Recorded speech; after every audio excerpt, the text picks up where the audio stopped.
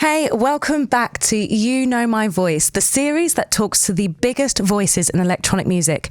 And today I'm joined by an incredible artist and songwriter and vocalist who's been on some of the biggest records. I suppose one of them was one of the biggest records in the whole funky house era.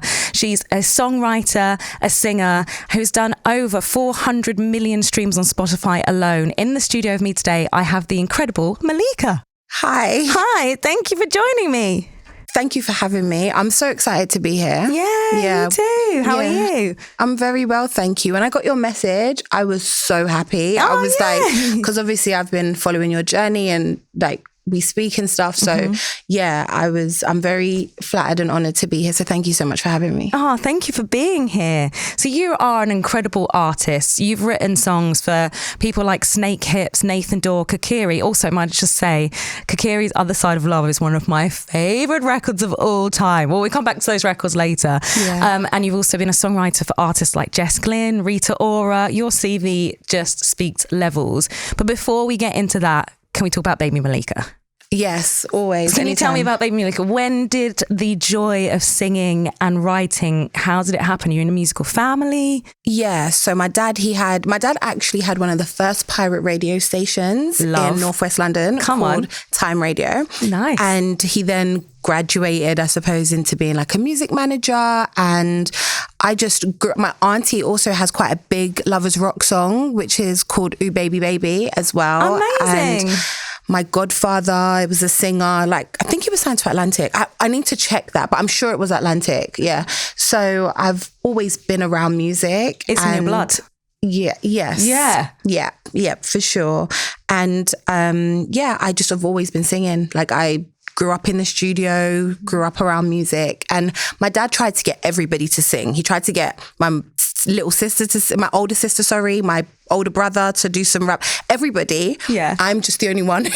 You're like, this is for me. Sing. Yeah. How old was you when you were in the studio for the first time then? Genuinely, like, I don't know. I can't tell you. I think I just grew up. Just in that space. Yeah, but there's a record somewhere of me maybe being about, I won my first talent contest when I was 5. Amazing. Singing Week by SWV. Tune. Yeah. At 5? Yeah. Oh my God, I love that. Yeah. Who else was in this? What was this? Was that at school? This was a youth club called at Willesden Green Library. Nice. So yeah, I used to go to this youth club every Friday and I won. Yeah, and then I just would do singing contests and stuff like that. So what did you win at 5 years old? What was the prize? So one of them, I did a couple. So I did a couple and I won a couple, but one of them I got to sing at Wembley Stadium. Wow. And then you got like vocal training, you got like studio time. I performed. There was a club in Harlesden called, because I'm originally from Northwest London. Yes. So there was a club in Harlesden called the Mean Fiddler. Right, yeah. And it was like an adult rave, but I got to perform at the Mean Fiddler, like, I was probably about 7 at this point. Oh my God. But like I was always, because I'm from Northwest London. My dad's studio was on Harlesden High Street. So it probably was just my dad's mate. Yeah. That's not why I won. No, but like performing, it was just like, yeah, whatever kind of thing. Yeah. So yeah, I've just always sung, always recorded. There's a recording somewhere of maybe like 5-year-old Malika singing, get on the floor and whine your body, get on the floor and whine your body. That's my first memory of recording in the studio. I know that for sure. I feel that needs to be brought out today. You need to do that with yourself. It would actually hit. Yeah, for sure. So you did that, and then did you focus on specifically going to like music college or anything? You were like, or did you feel like because you'd grown up in it, that wasn't really a calling for you? So I went to Sylvia Young for a bit and I did like acting and dancing and stuff like growing up. And then when I went to college and did musical theatre, I did music and media management at uni. So yeah, it was very, I knew I wanted to be a singer and a songwriter for sure. So when I was in college, when everybody else was filling out their UCAS forms, I genuinely was on my Nintendo 64 because I was like, oh no, I'm going to leave college and just be famous. I don't like that. No, that was the plan. The plan. It didn't work out that way. Ended up in uni, and then I met some people that then helped my career grow, my journey. How did you find Sylvia Young? Did you like it? Did you enjoy it I asked because I've had other guests on who've been to musical theatre school. I had a very brief stint in that. It was only half a term, and it was an experience. I mean, some people love it and some people don't. Like, how did you find it? Did you like that space? I didn't go full time, so I only went on the weekends. Yeah. And I did love it and enjoy it. Yeah. I had a great drama teacher called Clive. And yeah, so I definitely did enjoy it, but I do know people who went full time who had a totally different experience. Yeah, it's quite intense. I think also being young, I suppose people don't really talk about that, but I also went to Brit. That was not the musical theatre school I was referencing, which wasn't Sylvia Young. But it is quite intense when it's kind of like that element of fame and everybody sort of wants to be famous, and it's kind of just figuring it out and thinking that the next thing is just going to happen and take off. And especially when you're in classes with friends that suddenly do become just famous overnight, or something happens, or they do an audition, they blow up, and then you're kind of like, oh, that's how the industry works. And you're like, that's not how the industry works. Do you know, I think, and I really do credit a lot of who I am, especially in the music capacity, I credit my dad a lot. So I really thought it was just me. Yeah, right. But actually being around him, being in the studio, singing and songwriting my entire life, like I would go to see him for the weekend and just be in the studio. Yeah. Like I would record in the kitchen, like on tape to tape. Like that was my training, and I didn't realize it was. Yeah. And also just being around my family as well. Like my dad, if my dad ever sees this, I literally say that my dad is like if Joe Jackson and Matthew Knowles had a baby. Okay, I mean, without the abuse, without the abuse. Yes, good. Yeah, like that's my dad. Like he very much poured into me. Yeah. And I think having him around, like he poured into me and was like, you're amazing, you're a great singer, you're a great songwriter. Yeah. But also at the same time, he would educate me about the business side, and he would be like, you know, I had a PPL and a PRS account, I think when I was like 13. Wow. Do you know what I mean? That switched on. That's so good. Yeah. I mean, and you know, I still had my stuff that I had to figure out, like still got screwed over. Yeah. In some ways, but having that knowledge and just those seeds already being planted, it really helped me. And just going back to being around people that were successful, got success overnight. Like I'd been around people who, like my dad managed a rapper called Phoebe One. Right. And she won a MOBO. Wow. Yeah. But I've known her all my life. She then went on to be a DJ on Choice FM, and a voiceover. And I've been around very successful, especially like in the Black British music culture. I've been around that. And I think my dad was very much like, behave. Yeah. Okay. Like don't act the fool, don't embarrass me kind of thing. So I think when I have been in certain situations, it's helped me to be measured. Yes, absolutely. I love that. When you say that you had the knowledge still, but you still feel like you've had experiences where you got screwed over, how did that come about or present itself? Like the situations? Yeah. Do you know what? There's been... so not a lot of people know that, like, I know we'll speak about Go, but like not a lot of people know that I own the master to Go. That's incredible. Yeah. So it's a very, very... something that I'm very, very proud of. Yes. Come on, girl. There was some issues around how the registration of the song had to be. And it took me... I think... I don't even know the maths, 2009, 2019. So like about 14 years. Wow. To get the publishing sorted out. Not to say like I didn't have publishing on the song, because I absolutely did. Yeah. But there was just an issue with the registration that took a really, really long time. I probably went through like 4 or 5 different lawyers. Oh my goodness. But the thing is, again, I give the not even the grace, just my dad. Yeah. Do you know what I mean? Like he's very, very, he's taught me to be like very resilient. And I'm like, okay, if this doesn't work, and I'm sure you know this in the industry, like if this doesn't work, you've got to figure out how to, if you want it. Do you know what I mean? So it was like, some people would tell me no, or they'd be like, yeah, we're going to help you. And then they don't help you. And then like, I really had to... yeah, I really had to get it out of the mud in that way. But I think we all do. Yeah. And that's especially something that I do tell people when they ask me for advice. I'm just like, everybody gets screwed over. It's a rite of passage. Yeah. It's not right, but it's a rite of passage. And then that's how you learn. Yes. So yeah, that's just one. So how did Go come about then? Because that is an amazing record. I remember when we first met as well, and I realised that was your voice.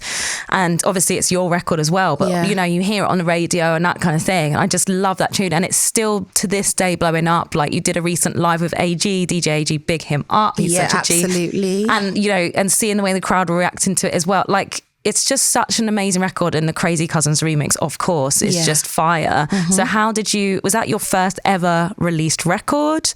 Yes. Yes. Yeah, I would say, I mean, I'd done stuff with like my dad and stuff, but that I would say is the first yeah. Yeah, for sure. So, and to be fair, even saying like like I don't, okay, so how the song came about, as I said, I was in uni, I made friends with this guy called Ian Henry, and he was like, I manage a songwriter and a producer in a group. So he connected us. And at this time I was on I don't want to write anything. I don't want to sing anything. I don't want to do anything. because my dad, bless him, my dad was trying to get me to do like lovers rock and reggae. And I was 17 and 18, 19. I just wanted to sing about my boyfriend. Yeah, okay, you know? But we went into the studio and we were doing all of these different sessions. And then one day Ian called me and he was like, because I live out of London, and they were all from South, and he called me and he was like, you have to come to the studio today. Mr. Stars Up has written this song. You need to come and do it. I will give you whatever. I'll pay your petrol. I'll buy you food. I just get to the studio. Tune. Yeah. And was you going south? No. The studio was in South. Oh, the studio was in South, but I was in my house. Yeah. I wasn't. Oh, you wasn't traveling. I wasn't trying to come to London. So he was like, just get here. Love that. Anyway, so we got there, got to Mr. Stars Up house. He had this song, and for literally, when I say 15 years, me and Ian have been arguing about who wrote the bridge to Go. Because I literally was like, I wrote it. I wrote the bridge because I wrote on the song.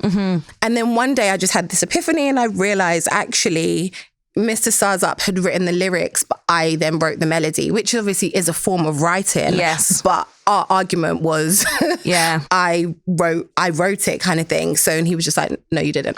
Yeah. But I always like to give him his props because we argued for such a long time about it, publicly and privately. So the least I could do is be like, publicly, you were right. I like that. But that's really important because actually there's a lot of stuff in this industry where you will fight with people and blah, blah, blah, blah. And then to actually also, you know, have the grace yourself to be like, actually, I've realised it was actually my melody here and those were your lyrics. But this is also how we wrote the record. Yes. That's really important and powerful because a lot goes on when you're in the studio and you're in the room together and people are throwing out ideas and things are creating and blah, blah, blah, blah, blah.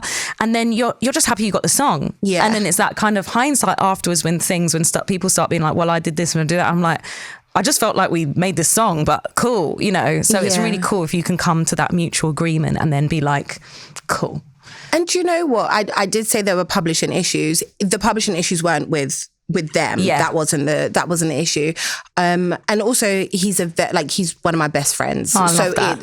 It wasn't like a huge thing. Yeah, you just had to disagreement on that. We just had like a disagreement. Like we also have a disagreement as to who's taller. Yeah, okay. I think I'm taller. He swears he is. That one I'm not conceding on. I mean, that one we could just measure you. But anyway, literally. But so anyway, so I went down, recorded the song, and then at the same time, Ian was. So it was an R&B version. Mm-hmm. So that's Go Original, and we recorded it with Hypertone, and who's a very arguably one of the best vocal engineers in the country. Wow. He's actually recorded, I think, almost all of my singles. I think maybe there's one or two he's not recorded the vocal of, from my career. And we recorded it. And then there was this TV show called Hugo Urban Rules on MTV Base. Love. And I won that TV show. And as part of that TV show, they got to release a single. Amazing. So you just keep winning things. I love this. I mean, I am I am a winner. I'm only on this earth to win. Own it. I take some L's, I do. We all do. Yeah, there you go. But yeah, so I won the competition, and actually I had really bad food poisoning that morning. God. It was really, really bad. I remember the show was in Manchester. Right. They were filming in Manchester. It was around the time of like American Boy. Estelle was one of the judges on the show, and her, Sabrina Washington, they picked me to win, which was just the most touching thing. Oh, I love that. Especially back then as well, like the environment for Black women. Mm-hmm. Do you know what I mean? It was very, very nice. And I remember I emailed Estelle after and thanked her, and she was always very graceful. But I had very bad food poisoning. But I said to myself, if I'm going to get up and do this, I'm going to win. Like, there's no way I can't win. Yes. Do you know what I mean? And then I did, and I was very grateful. But I do think it was sheer manifestation. Oh my God, yeah. I did not feel good. Oh, wow. Yeah. Saved it for the stage. So you got to release a song. Yes. Sorry. And then, the question is... Yes. The question was, how did we do the Crazy Cousinz mix? So I won the song. And then Ian was like, there are these guys in South London. They're doing this funky house thing. Mm-hmm. It seems to be moving. We should get them to do a remix. As part of the winner's prize, we got a few remixes done. So we got like a bass line done. We did a remix with Tiny Temper. Wow. There's like 5 or 6 different remixes. And then we got the company to sort out the Crazy Cousinz mix, basically. But with or without the competition, Ian was already sorting out the Crazy Cousinz mix because he was already speaking to their manager at the time, their manager at the time. Yeah. And that was how the remix was born. I was just like, whatever, I don't care. I was just trying to do the R&B version. Yeah. But that was literally how it was born. It's a classic. It's so good. Sorry, that was a really long way to... No, but it's great. It's great because that's the other thing in the business. Sometimes something just comes out and it blows up and you're like, oh, was that simple? And sometimes it's like, and then lands something unexpected, which is, what makes actually our jobs exciting. Sometimes extremely stressful, but also really exciting. So this is obviously, it's blown up. It's taken off. It's still to this day a massive, massive record. Yeah. How did things start flowing? Did you feel like doors started opening or people were asking who Malika was? Like, how was that for you? It was a time because I didn't feel for a very long time, like I didn't feel connected to the song. Right. Because of how it came about. It was very external. It was Ian's idea to do the Crazy Cousinz remix. And then it went from being like my song, like, and not for this to sound egotistical at all, but it went from being I'm the artist to Crazy Cousinz are the artists featuring Malika, and then it was Crazy Cousinz with Versatile, Crazy Cousinz with Kyla, Crazy Cousinz with... It was all about Crazy Cousinz. So I think that made me feel very disconnected from the song, even though I was out and I was performing it and all of the stuff. Yeah. But I still don't feel it had anything to do with me, which people find really weird to say, for me to say. And also I think because I moved out of London for in my teenage years, there was a real hub of culture and community that was happening in London. So Northwest London, South London, East London, like wherever. Yeah. That you just weren't a part of. I just wasn't a part of. Yeah. So when people would go to certain things, I didn't feel like I was a part of it because I didn't know anybody from that. I knew about it through my association with my friends from South London or my friends from Northwest, but it wasn't my thing. So I almost felt like a little bit of a imposter, not even imposter syndrome, just a little bit of an imposter. Yeah. But I was very welcomed in the dance space, in the funky house space. Everybody loved the song. And I think where I'm at now is when I perform it, I don't do it for me. It's not about me. I do it for, that song is everybody else's song. Yeah. And I really get so much joy and happiness. And I'm so proud of everybody else and how much they love the song. Yeah. And I mean, and like, and big up Crazy Cousinz too as well. Amazing producer. For sure. And, but then is it also a bit of a testament to even why I've started this podcast, that still, even though it was your original record, but it was an amazing remix that blew up, that there's kind of the thing, especially in the dance space, that it's about the DJ still. Yeah. And that was kind of happening. So you didn't feel connected to something that started off with, well, you going in the studio and all that kind of stuff with your friends and, you know. Yeah. Yeah. So how did you then start stepping into the dance world and space then? Because now you've written a lot in that world and a lot in that space and featured on things. Have you still kind of felt like it's not really your world, or? I do feel like a bit of an imposter, for sure. I do. And it is something that I'm incredibly grateful because there's a lot of us, right, who don't get one. Yes. But also who don't get a few. Yes. You know? Yes. And the song Go has opened the doors for me for so many things, to get publishing deals, to work with anybody that I've worked with is because of that song, yes. for sure. Yeah. So I do always feel like a bit of an imposter. And even recently I did a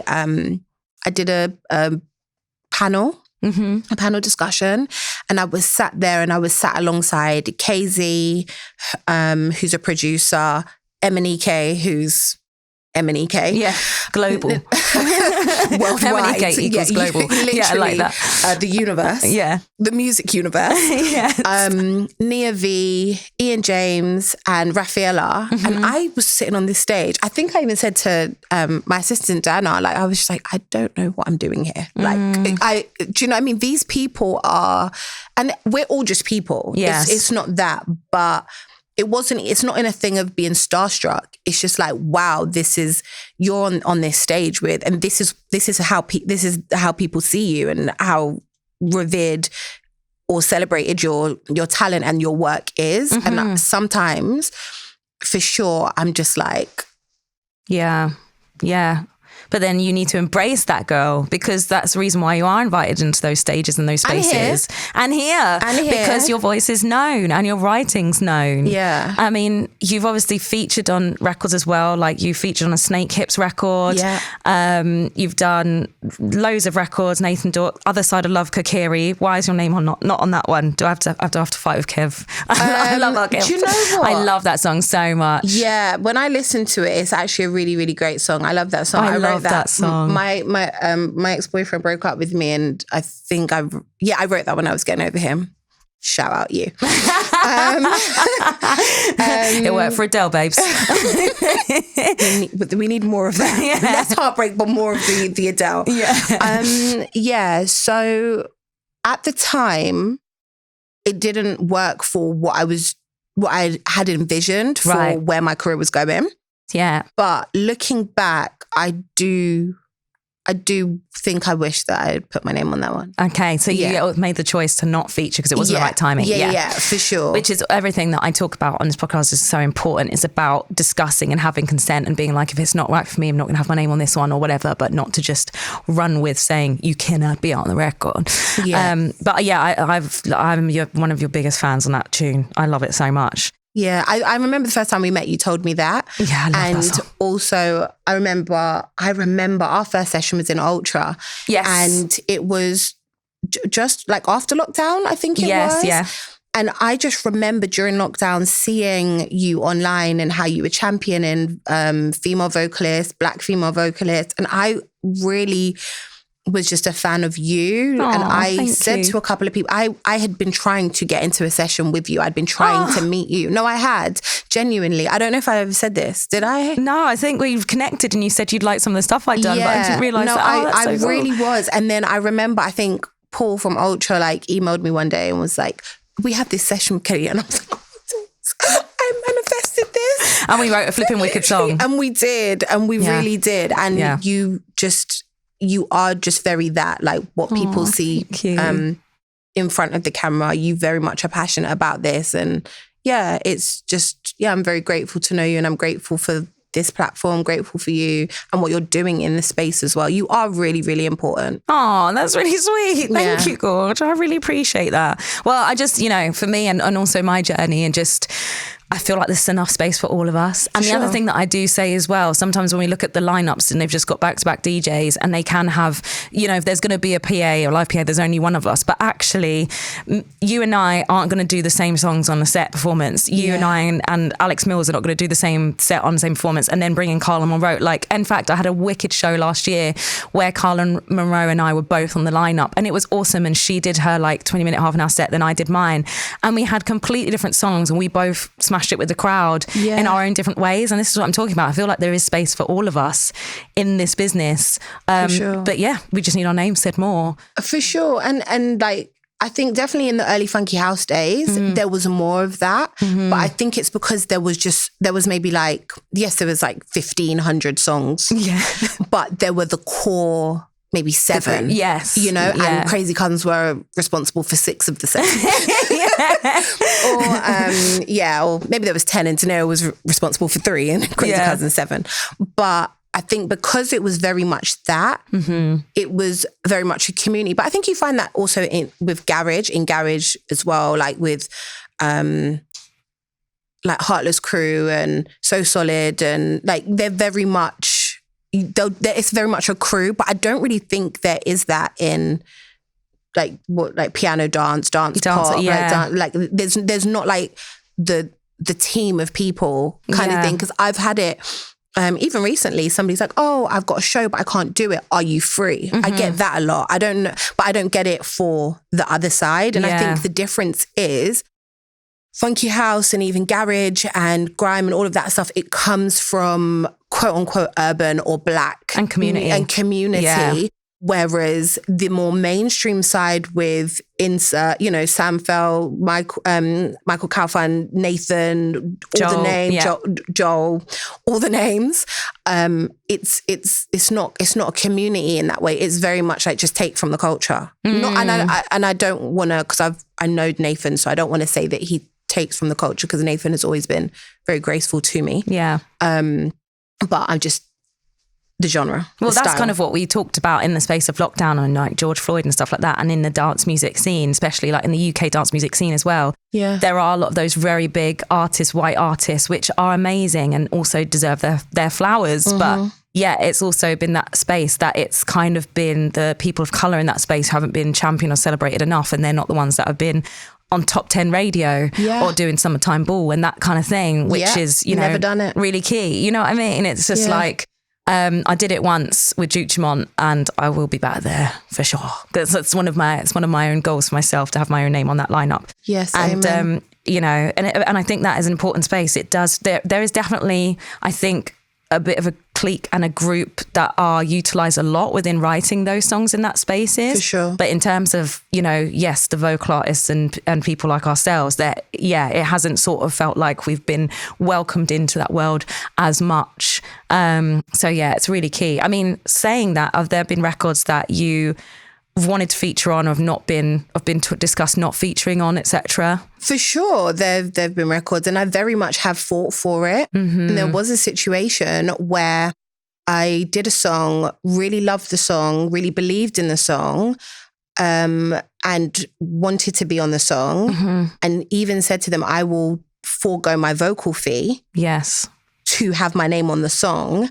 And they said, we will give you more money not to have your name on the song. And it was outrageous. It was completely outrageous. And I was able to, again, an example of being screwed.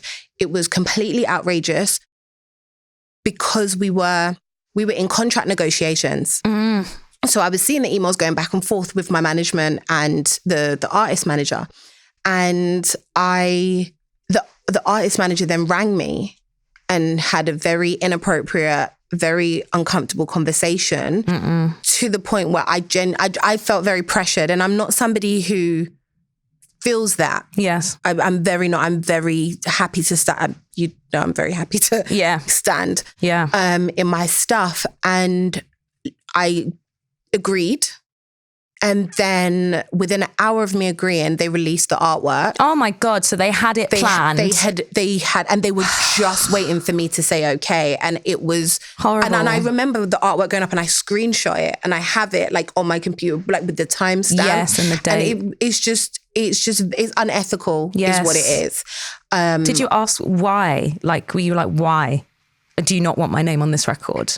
I didn't because I'm seasoned enough to know that it, they'll give you you can't have too many names on the song. Line, yeah.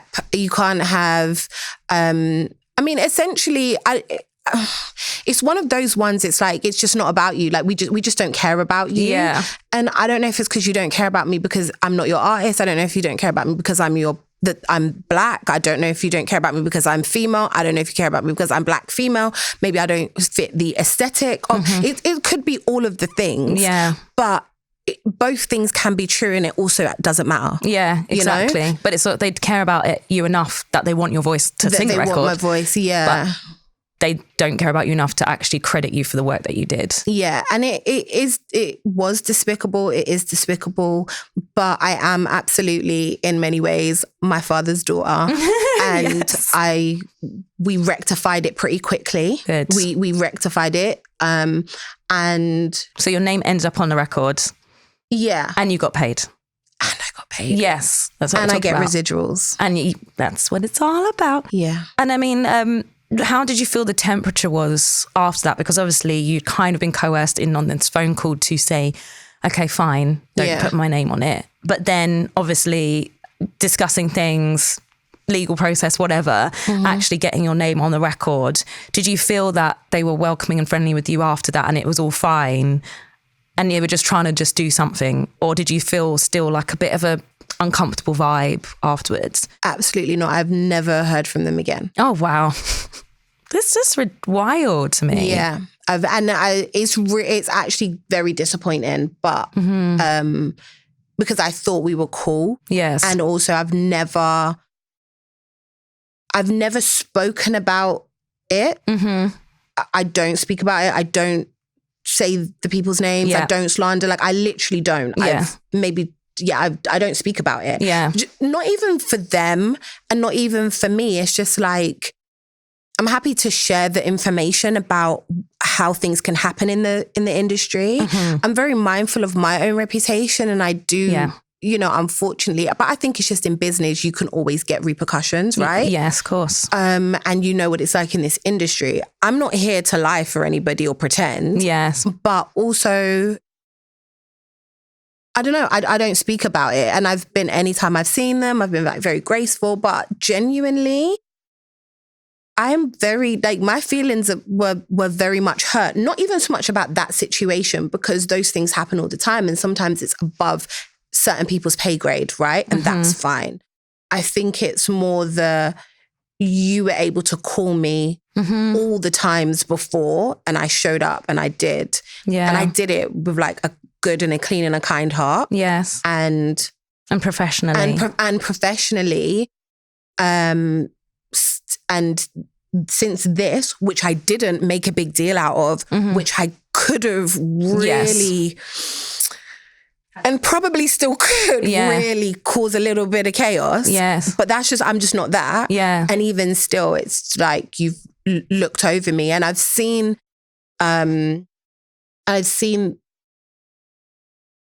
things where there's been repeat work with other people.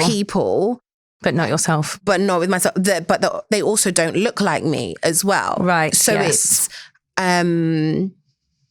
It just there are questions. Yes. But I'm so, like I say, like I'm so grateful. I own most of my masters, apart from the stuff that I did with, obviously it's features and all that kind of stuff. Yeah.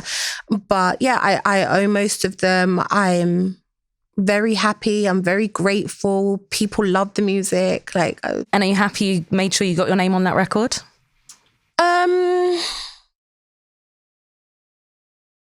I'm happier that from a business perspective, because I'm more just business driven. Yeah. I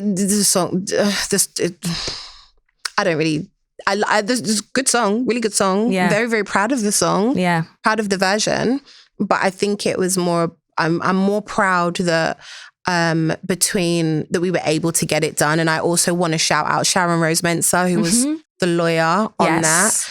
And Big up Sharon. Like, genuinely thank you to Sharon. She very much messaged me one day and was just like, why are you not on this song? And then obviously I told her the story. We had the conversation and she was like, okay, we're gonna sort it out. Yeah. And then she went back to the label and the label were like, she signed the contract. That's her business. We're not changing anything. No. Wow. And then I spoke to the artist and the artist asked me to do something for them. And I spoke to, and in that conversation, I was like, I don't feel comfortable doing it for external reasons. Yes. And then I said, look, I've never said this to you before, but this is what happened. And within an hour of that conversation, they had emailed Sharon and said, give her whatever she wants. Oh, wow. The label emailed her and said, give her whatever she wants. The person who I'd had the uncomfortable conversation kept me on the phone for 3 hours, apologizing profusely. Oh my goodness. They never worked with me ever again. But it was just felt like a bit like damage control. It very much was. It very much was. That's actually the first time I've ever said that. I don't think I told you. No, not, but I mean, big up the artists. No, for sure. Because for sure. And also it's quite interesting also to see what can happen and what can change. So sometimes like you do wonder with some of these situations, is it the artist? Is it the label? Is it the management? Who's making this thing difficult? Like I had a situation myself with a record last year where I got told my name was on it. And I found out 2 days before the record was coming out, or 3 days, Wednesday drops Friday, by a friend at radio that they'd been going to radio saying, although Kelli-Leigh's name is featured on this record, she will not be mentioned at radio. Crazy. Crazy. And I was like, what? Why?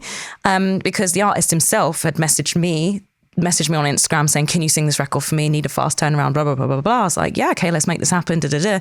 So everything seemed cool. And I had no manager at the time, so I was doing the management myself. But then to have that disrespect after I've delivered you the vocal that you've messaged me going, actually, you've smashed this. This is amazing. It couldn't have been better, blah, blah, blah. Thank you so much. And then done all the contracting stuff. And my name is on it this time. And it's all P-line stuff. It's all good. P-line, priority line for Spotify. And then to actually be told that they've gone to try and disrespect me at radio. Yeah. But they didn't know how well I do at radio and the relationships I've made based on my own work and my own career, which actually to that person who you know who you are, thank you so much for messaging me, because I wouldn't have known about it until afterwards and would have had a battle. And same thing, management phoned me up. Oh, you know, your name's on Spotify. So I was like, so why are you not saying my name then for radio? Why has it been written in email that I shall not be mentioned? And I have that text. A lot of, don't know about it. It's not my department. Within an hour, things changed. Within 5 minutes of that, could you send us your press photos? Because actually it's going to be one of the hottest records, blah, blah, blah, blah, blah. So I don't understand why this happens. And you do then try and work out within who is that's pulling those strings. So it's really amazing to hear that you got to have that conversation with the artists themselves. Yeah. And then things started changing and things started moving. Because sometimes as well, you kind of think some people may be hiding behind people, or maybe they just didn't know. For sure. And I think that's the thing with the artist. They've always been so graceful and to me. Yeah. And I didn't, you know, when you don't even intend to have that conversation. Yeah. And it just happened to come out. And everything happens for a reason, because it was like and by the way, actually, you know. Yeah.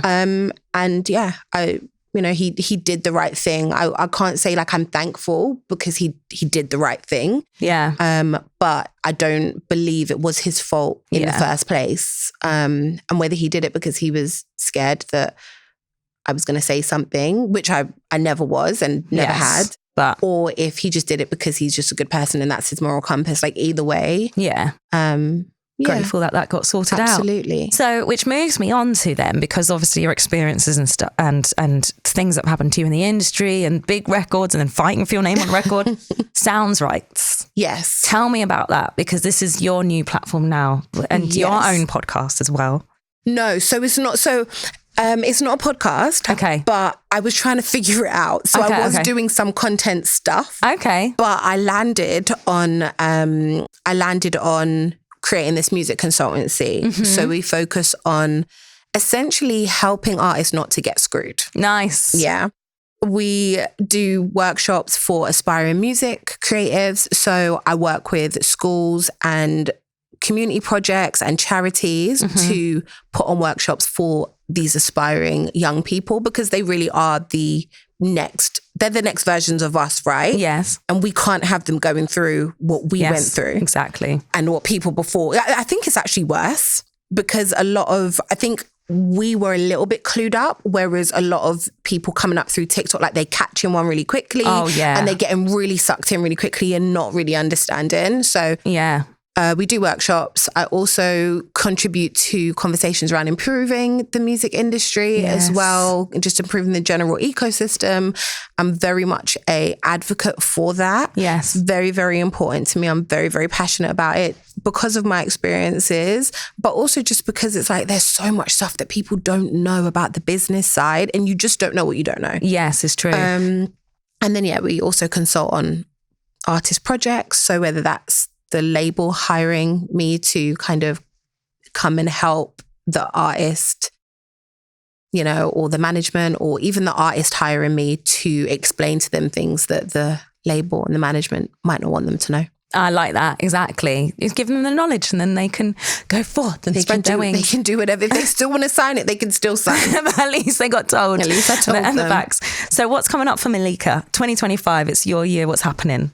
This year is very much focused on Sounds Right. It's very much expanding the consultancy and working with more artists, working with more labels and management companies, because I do find also the people that I've spoken to in labels, they for sure want to, they know there's a need for the information to be filtered down, if only to make their workload less. So they don't have to answer the questions, or they don't have to deal with whatever the headache is.